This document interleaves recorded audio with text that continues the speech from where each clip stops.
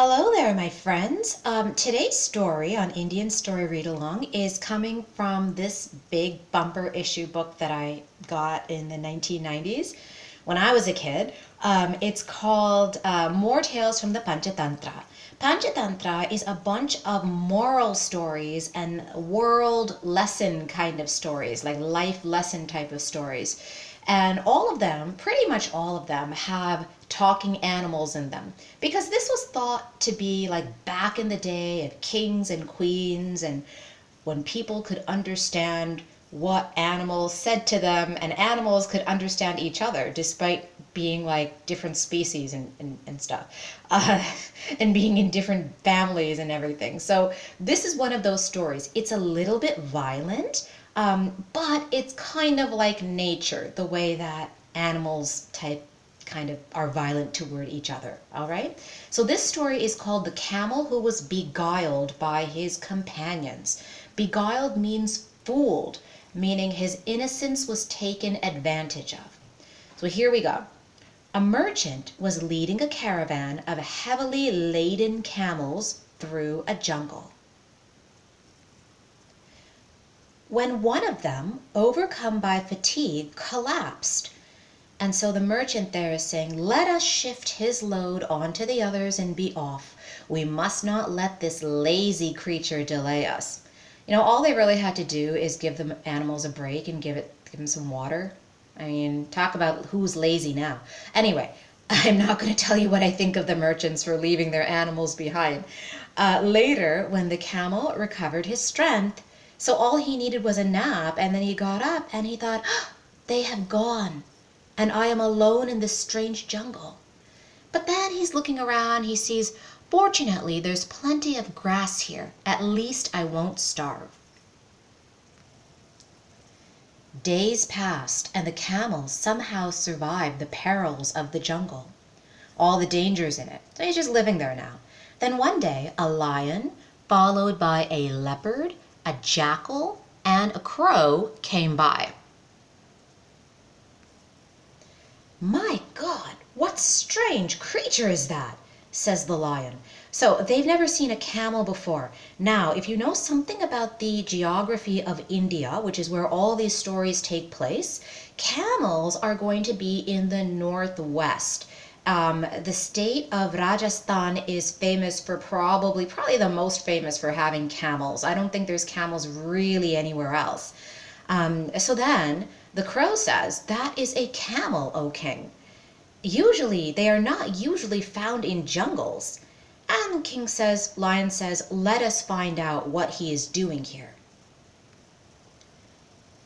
When the camel told them his story, and the lion says, poor fellow, he has been treated very badly.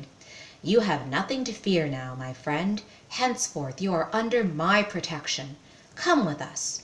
So the camel joined the lion's entourage. That means his little group of guys who follow him around and understand that he's the boss, entourage, and was happy to have found such a strong protector. But one day, the lion was wounded in a combat with an elephant. He had to retire to his cave, and there he remained for several days, much to the dismay of the crow, the jackal, and the leopard, who depended on him for food. So they're all talking amongst each other while the lion is resting and just cannot move. So the jackal goes, no meat today either. Leopard says, we'll starve to death at this rate. Now remember, those three animals, jackal, leopard, and crow, they're mostly carnivorous. I don't think that they're going to be looking for fruits and berries and stuff. Maybe the jackal is an omnivore, eating grass and grains and meat, but they all depend on meat.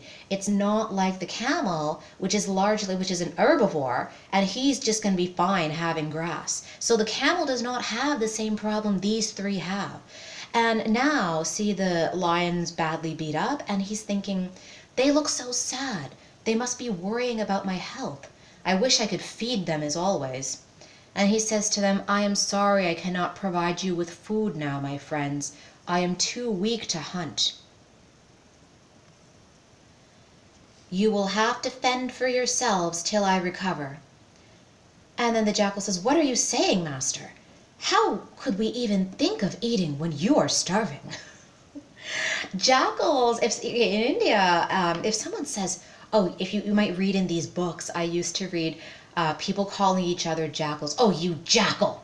If someone said "you jackal," it means that you are they're saying that you are cunning, you're not sincere about what you say, and you're only going to say the thing that sounds good in that moment. You're not going to really be talking about what is real for you. You're not honest. So that's what they say and they say you jackal. It's not a compliment.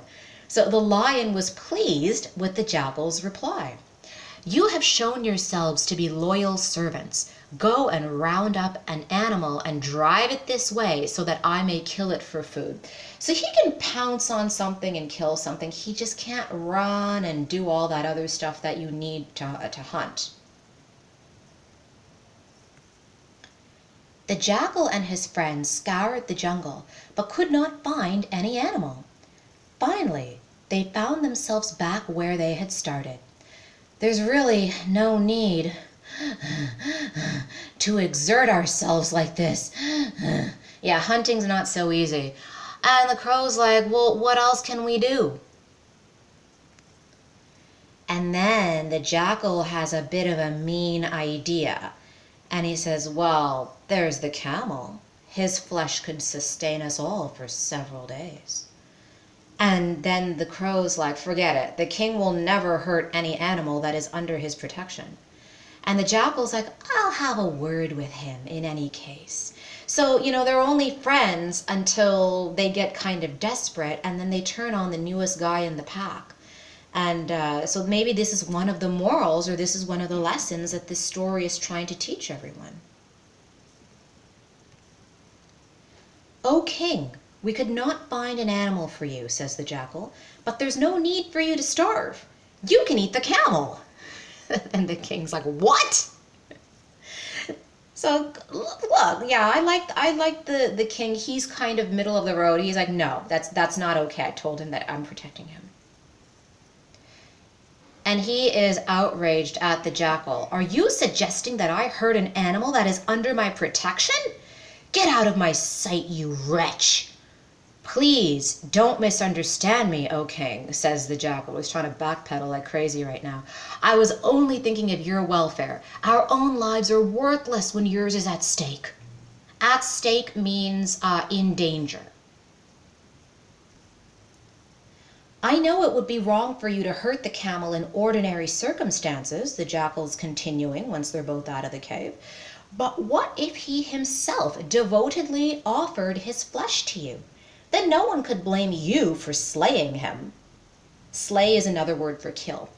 And the lion's like, "Well, yeah, I guess you might have a point. I suppose you are right." If the camel were to make such an offer, I might accept it. The wily jackal ran back to his friends, who had now been joined by the camel. "Friends, our king is dying of starvation. Let us go and beg him to eat one of us." Here's his plan, all right? Watch very carefully what each of them do and what each of them are thinking. "It is the least we can do for such a noble soul." And so they all go to the lion inside his den, and the lion says, "What is it, my friends? Have you caught any creature?" "No, O king, we were not able to catch any creature. You may eat any one of us instead." And that's what the jackal's thinking. Now, the crow is also very tricky. Crows are known for being pretty tricky and kind of knowing what they need to do to get food. And then he's thinking, "Oh, and that one will be the camel." He catches on to the jackal's plan. And he goes, "I hope brother leopard too catches on," he's thinking. So the crow says, "Eat me, master, and prolong your life for a day." Imagine, he adds "for a day" because he knows he's small, and he knows that the lion's going to be like, tiny little crow is just going to feed me for a day. Is it really worth it? So that was his trick there. He added for a day. And the jackal caught on to his language. He says, no, no, you're too small. The master's hunger would hardly be appeased by eating you. And then jackal says, eat me, master. And then the leopard catches on and he says, as if you're very big yourself. Leopard says, it is me you should eat, master. So the camel is so innocent, he does not understand that these three are trying to indirectly peer pressure him into doing the same thing, offering for them to eat. But he doesn't know about the conversation between the jackal and the lion earlier when the jackal said, hey, what if the camel kind of offered himself to you? He doesn't know about that. And now he might just fall right into their trap. He's thinking, oh, all of them have offered to lay down their lives for the king, but he has not hurt any of them.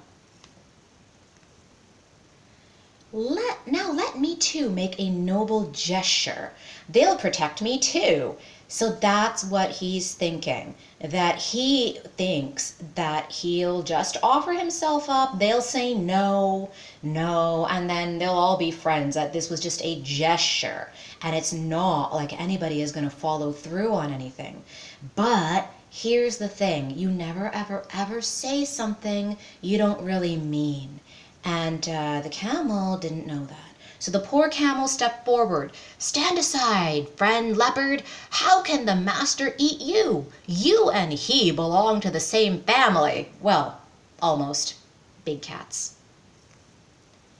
And he played right into their plan. He says, eat me, master. An ominous silence greeted the camel's offer, because they're all thinking, what's the lion gonna do? And the lion, as he had told the jackal earlier, said, well, I accept your offer, O noble camel. Camel's like, what? He didn't mean it. But he still said it. Before the camel could get over his shock, the three animals rushed at him and killed him. Thus did three rogues take advantage of the trust reposed in them by a comrade. That means somebody who he thought that they were on their side, they were all friends, but they not only tricked the camel, they sort of tricked the lion as well. If you remember, the lion didn't want to eat him, and he said, I'm protecting him. The moral, watch your step with false friends. That's really, really true, especially since they weren't friends for long, and the camel didn't know these guys. And he just completely put all his trust in them without taking it slow. And I think the other thing I said earlier also applies. Don't say something you don't mean and that you don't want someone to follow through on afterwards. All right? This was a kind of sad but really educational story. And I hope you'll follow us and also join us next time for another story here on Indian Story Read-Along. If you like this story, then think about subscribing to the channel. All right, we'll see you soon.